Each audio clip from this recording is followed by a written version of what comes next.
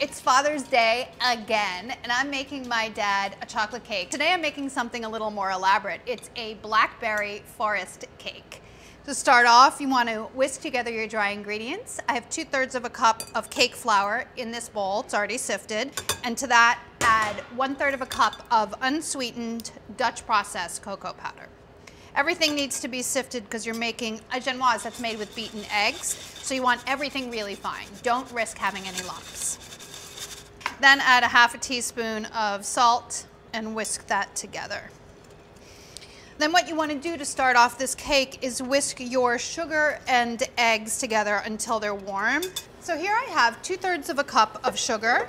This is a pot of simmering water. And then add 4 whole eggs plus 3 egg yolks to your sugar. And then you want to whisk everything until the sugar dissolves and the egg mixture is warm. This will allow the mixture to get really light and fluffy once you put it onto the mixer and start whisking.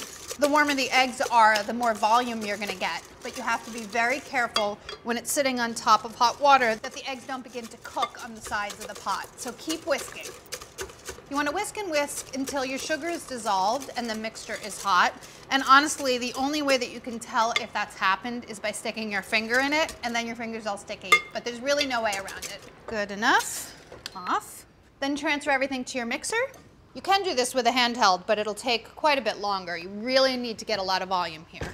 All the leavening is coming from the eggs, so you want to make sure that it gets nice and light and fluffy. It'll like double in volume. You'll see what I mean. So you can see it's pale and thick now, which is what you're looking for. It takes about 2 minutes on medium and then about 4 minutes on high. And then you can fold your dry ingredients.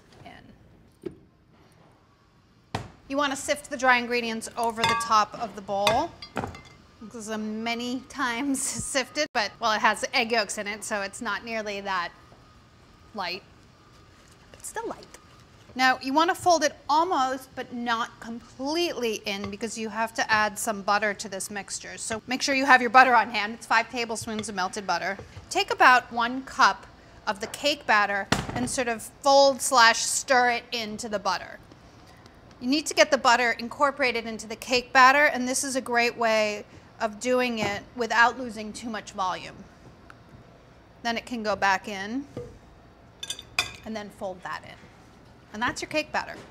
Have your oven preheating to 400 degrees, and then have 2 parchment-lined, buttered and floured 9 by 2 inch cake pans. Divide the batter evenly between the pans, and then get them into the oven. They need to bake until they're springy to the touch and they just start pulling away from the sides of the pans. Believe it or not, that'll only take about 10 or 11 minutes.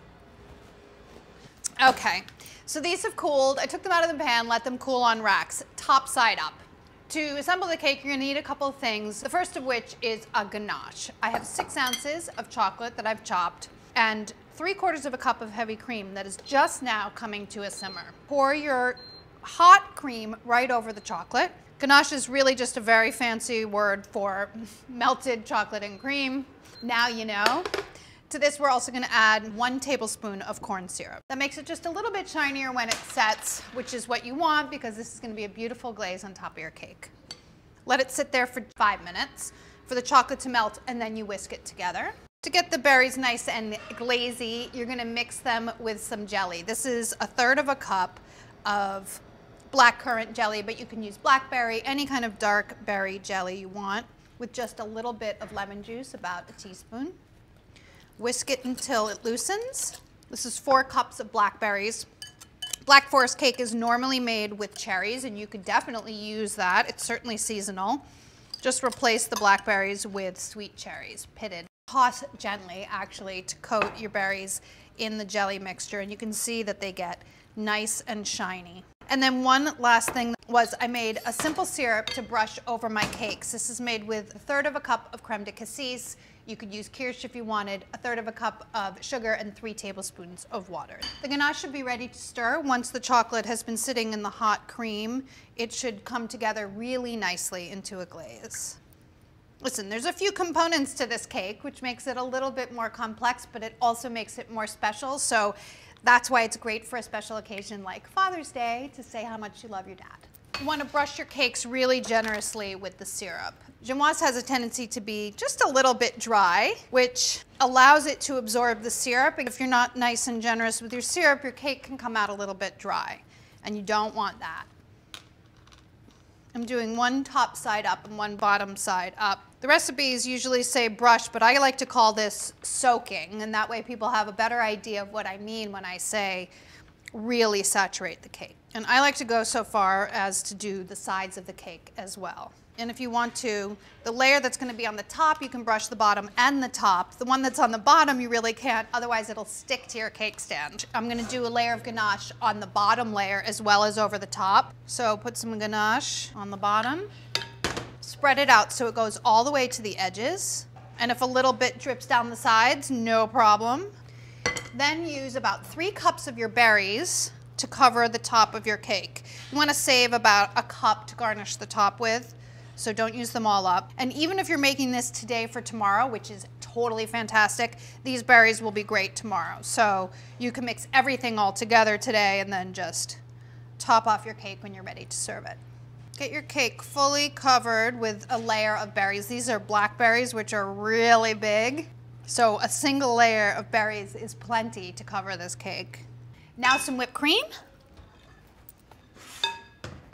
This is 3/4 cup of cream whipped with 3 tablespoons of confectioner's sugar. So just a very lightly sweetened whipped cream. Now you want to get this over all those berries. So you want it kind of stiff enough to hold its shape, but not too much.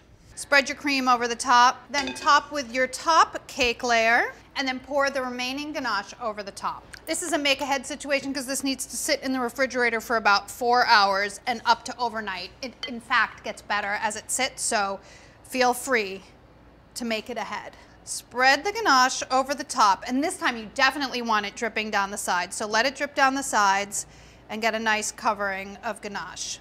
If your ganache has set up a little bit while you're making your cake, you can just throw it in the microwave for a few seconds to loosen it up. You want to make sure that it spreads and sort of drips nicely down the sides of the cake. Get this in the fridge for about 4 hours and up to overnight.